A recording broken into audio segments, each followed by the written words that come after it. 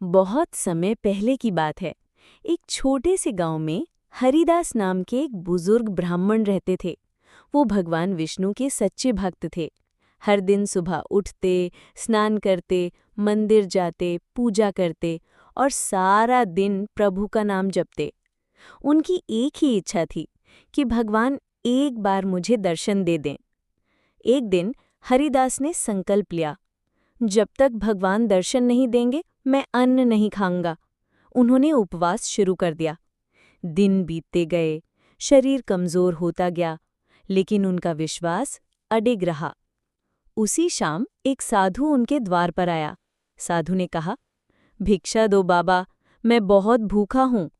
हरिदास ने मुस्कुराकर कहा, भगवान हर रूप में आते हैं, आपको भोजन देना ही मेरी पूजा है। उन्होंने जो थोड़ा सा पानी और चने रखे थे वही सब उस साधु को दे दिए। साधु चुपचाप चला गया। उसी रात हरिदास गहरी नींद में थे। अचानक कमरे में तेज प्रकाश फैल गया। उन्होंने आंखें खोली और देखा भगवान विष्णु उनके सामने खड़े थे। 4 भुजाएं, हाथों में शंख, चक्र, गदा और पद्म। हरिदास की आंखों से आंसू बहने लगे।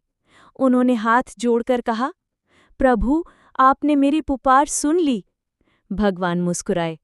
उन्होंने कहा, मैं तो दोपहर को ही आया था, उस साधु के रूप में। तुमने भूखे को भोजन देकर मेरी ही सेवा की है। उसी भक्ति ने मुझे खींच लिया। हरिदास ने सिर झुका गया। भगवान बोले, सुनो हरिदास, पूजा, व्रत, मंत्र ये सब अच्छे हैं, लेकिन जब तक इनमें करुणा नहीं है, सेवा नहीं है, तब तक भक्ति अधूरी है। जो भूखे को खाना खिलाता है, बीमार की सेवा करता है, वही मेरा सच्चा भक्त है। अगली सुबह गांव वाले हरिदास के घर पहुंचे। उन्होंने हरिदास के चेहरे पर एक अद्भुत तेज देखा। हरिदास बोले, भगवान को पाने के लिए पंडित नहीं, भक्त बनो और सेवा को ही पूजा समझो। इस कहानी से सीख मिलती है कि भगवान हर रूप में आते हैं, खासकर भूखे, पीड़ित और साधारण जनों में। भक्ति में करुणा होनी चाहिए। सेवा ही सबसे बड़ी पूजा है। और हाँ, जो इंसान की मदद करता है, वही सच में भगवान की पूजा करता है।